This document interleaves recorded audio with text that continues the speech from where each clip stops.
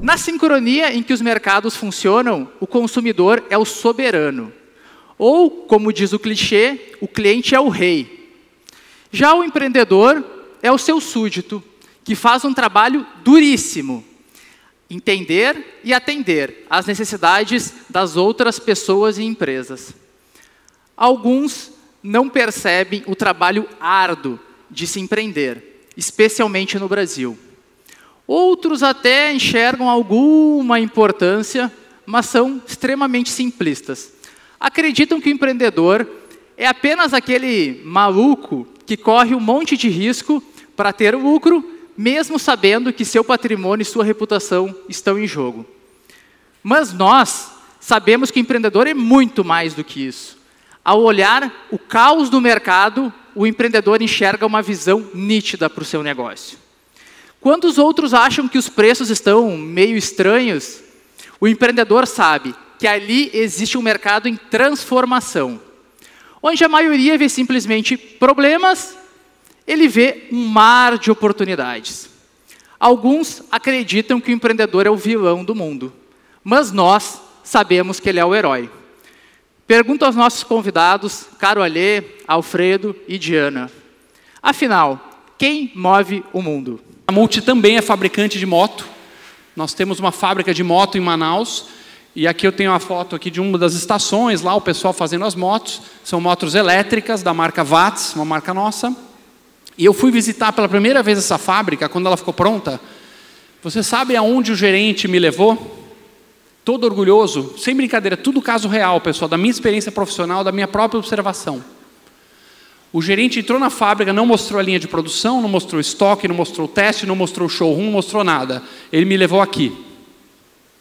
O gerente me levou aqui, que é a parede na entrada da fábrica em Manaus, com todas as licenças, os alvarás, as permissões, os carimbos, as autorizações das vossas excelências. E ele falou, olha, conseguimos todos os trâmites. 1 ano e meio brigando nesse órgão, naquele, esse entrou em greve, passou para aquele, e agora sim nós estamos totalmente regularizados. Então é alvará, é autorização para produzir, é autorização para parar de produzir, é autorização para contratar, autorização para demitir, autorização para construir, o país dos alvarás. Quem não é empreendedor acha que não sabe do que a gente está falando. E o que causa a pobreza, pessoal? Qual a causa da pobreza? Curiosamente, a causa da pobreza é nada. Nada causa a pobreza. Porque a pobreza, ela é o estado natural do ser humano. A humanidade, ela começou pobre, ela continuou pobre, ela viveu pobre durante mais de 99% da história humana, desde os primórdios há 50, 60 mil anos atrás, até mais ou menos o século XIX, todas as sociedades humanas eram muito pobres. A pergunta que a gente tem que se fazer aqui, na verdade, não é o que causa a pobreza. A pergunta é o que causa a riqueza. E o capitalismo, ele é comprovadamente a única coisa que tirou pessoas da pobreza até hoje. Ele surgiu primeiro na Inglaterra, lá para o final do século XVIII, depois mais forte no XIX, Europa Ocidental, Estados Unidos, a renda começou a disparar, a expectativa de vida subir, a qualidade de vida subir, depois foi para alguns países do leste europeu, com o fim do comunismo, a tigres asiáticos. Aonde você tem o capitalismo se espalhando, você tem prosperidade, ele é o motor. O capitalismo, ele é a locomotiva, ele é o trem, até hoje o único trem comprovado que tira pessoas da miséria. Em todos os lugares, até a China, por exemplo. A China eu conheço bem, porque eu tive a oportunidade de ir lá, mais de 30 vezes tive a oportunidade de ir à China, para negócios, tudo, e acompanhei lá o que aconteceu. Um país comunista, miserável, estagnado, de repente morre o líder Mao Tse-tung, assume Deng Xiaoping, ele faz algumas reformas, implanta parcialmente o capitalismo, a China começa a decolar. E o trem, pessoal, tem uma locomotiva. Todo trem tem uma locomotiva. Quem é a locomotiva do capitalismo? Qual é a locomotiva do capitalismo? É o empreendedor. O empreendedor, ele é a locomotiva, porque ele é A força que vai impulsionar, aquele que tem a visão, que tem as ideias, que junta a equipe, que faz os recursos, que lidera, que motiva, que energiza, que investe, que arrisca. E o que distingue o empreendedor? Tenho aqui grandes empreendedores, entre muitos outros aqui do Brasil, de fora, com diferentes áreas de atuação. O empreendedor, ele é distinguido pelo ambiente. Países ricos são países onde o terreno é fértil para os empreendedores. Onde você pode começar uma Apple numa garagem e décadas depois ela é a empresa mais valiosa do mundo. Não um país onde você começa na garagem e décadas depois ela continua na garagem. Porque senão ela sai desse regime fiscal. Vamos deixar na garagem porque senão vai pagar mais imposto. Países em que você pode ter uma Amazon, você pode ter uma Microsoft. E países tóxicos são ambientes hostis aos empreendedores. No Brasil, apesar da nossa abundância climática e da nossa abundância territorial, na média a gente ainda come 1/3 do mínimo do recomendado pela Organização Mundial da Saúde. O que isso significa? Que a gente está comendo mal. E não só isso, a gente come poucas cores, a gente come poucas vezes por semana, frutas e hortaliças. E aí, bom, é aquela história. Posso de novo olhar para isso e pensar, puxa, mas além de tudo, é uma população que se alimenta mal, ou seja, que não tem o melhor relacionamento possível com o meu negócio. Mas eu posso olhar também para o fato de que hoje, com a comunicação digital como ela se estabelece, com o mundo como está, com a forma como as pessoas e as empresas buscam se conectar, a gente tem como influenciar exatamente toda a população brasileira. É a partir do minuto que eu decido influenciar toda a população brasileira a comer melhor, isso pauta da frente para trás todas as decisões que acontecem dentro da empresa.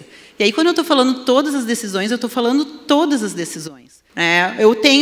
Eu estou em Porto Alegre. A Isla, por acaso, está na mesma cidade do Fórum da Liberdade. Um orgulho. Estando na cidade do Fórum da Liberdade, querendo atender todo o Brasil, como eu atendo todo o Brasil sem fazer com que o meu cliente fique se perguntando onde eu estou? A verdade é que não importa. Se eu estou focada em atender todos os municípios do Brasil, o problema de estar em Porto Alegre é meu. É meu e das 180 pessoas que trabalham na Isla, e de nossos parceiros, dos nossos fornecedores. Esse problema não é do nosso cliente. Bom, então eu vou desenvolver um sistema de frete que lida com todas as transportadoras que eu tenho acesso, que sabe todas as medidas do meu produto, todo o volume de cada um dos 4.000 SKUs que eu lido, que sabe exatamente o preço que cada caixa, contendo 30 produtos completamente diferentes uns dos outros, de um pedido para o outro, exatamente qual é a volumetria, o peso e o valor dessa caixa, logo qual é o frete mais adequado, para que eu tenha 3, 4% de custo de frete e não 10%. Mas isso é um problema meu, eu preciso resolver. E isso nasce do momento que eu me posiciono como alguém que de verdade quer atender o mercado, como alguém que quer trabalhar para que o mercado cresça. Porque a liberdade é plena quando a gente se dá conta que esse caminho pode ser percorrido da forma como a gente bem entender. E que olhar para o que a gente quer fazer e trazer essa consciência e trazer a escolha da forma como cada empresa atua é o pleno exercício da liberdade, na minha visão. Eu acredito em exercer liberdade em todos os momentos, a cada relação, a cada contratação, a cada demissão, a cada mudança, a cada decisão, a cada cliente que é bem atendido em cada canto do mundo. Que resultado que isso traz para nós? Traz o resultado de ter saído, por exemplo, da posição de empresa pequena que fala com 20.000 pessoas através de um jornalzinho e que tem que seguir tendências para a empresa que, na horticultura, é tendência. A gente lança tendências, a gente ensina o mercado a plantar, a gente ajuda em todas essas coisas. É claro que a gente não está sozinhos, mas a gente conseguiu, sim, assumir um papel de protagonismo. Eu encontrei um amigo meu da turma do Fundão, né? E falei, Caio, me ajuda, qual é a matéria mais fácil para a gente passar na UERJ? E o Caio virou para mim e falou, olha, Ano passado foi educação física. Mas esse ano, eu acho que é oceanografia. E eu naquele momento falei, bom, oceano, eu gosto de praia pra cacete, deve ser maneiro. Eu nasci pra essa porra. E eu me inscrevi para oceanografia na UERJ do Rio de Janeiro. E era maravilhoso, porque eu só tinha que tirar C para poder passar para a próxima fase. E eu consegui tirar D. E eu lembro de cenas e cenas do meu pai almoçando em família e falando que eu não ia chegar a lugar nenhum, que se eu acordasse tal hora, que se eu fizesse isso, que se eu fizesse aquilo. Tanto que eu criei um ditado: quando teus amigos te zoam e a tua família duvida, continua que vai dar dinheiro pra caralho. É matemática. Quem aqui já teve cartão de visita? Levanta a mão pra mim. Vocês são velhos, hein, brother? Nós somos, né? Vocês lembram a sensação de pegar aquela caixinha e abrir ela? O cheiro de papel. O poder, você lembra disso? O poder de alguém te pedir o teu contato, você... e tirar um cartão. Eu estava com esse sentimento. Peguei a caixinha, abri a caixinha, verniz fosco, couchê mate, verniz localizado. Quando eu virei o cartão, eu errei o meu telefone.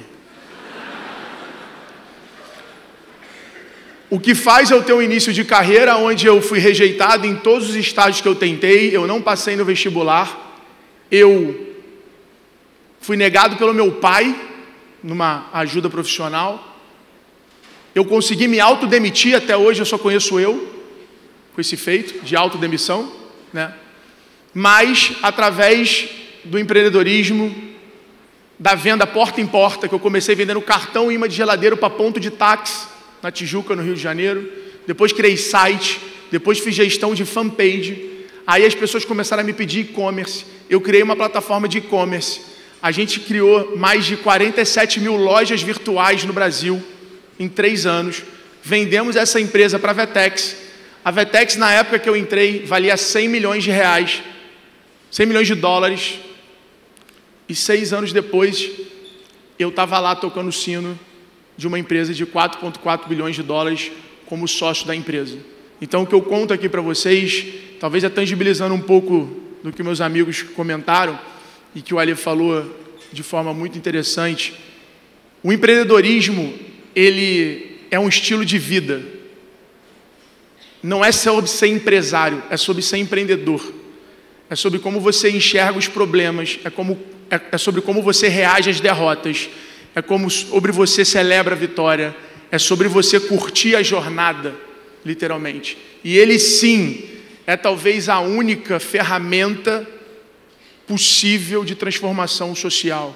Então, eu queria aproveitar o tempo que acabou para contar um pouco da minha história, falar de onde eu vim, por onde eu passei e terminar dizendo que o empreendedor ele só tem um exercício diário: ser mais apaixonado pelo futuro do que orgulhoso do passado.